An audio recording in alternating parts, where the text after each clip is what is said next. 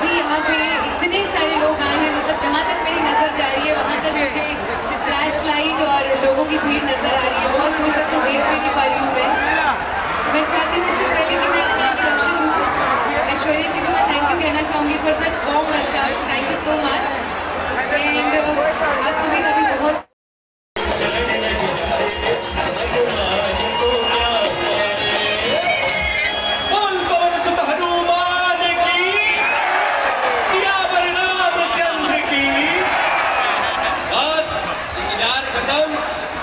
अब आप लोग का जिक्र इंतजार बा आप लोग के सामने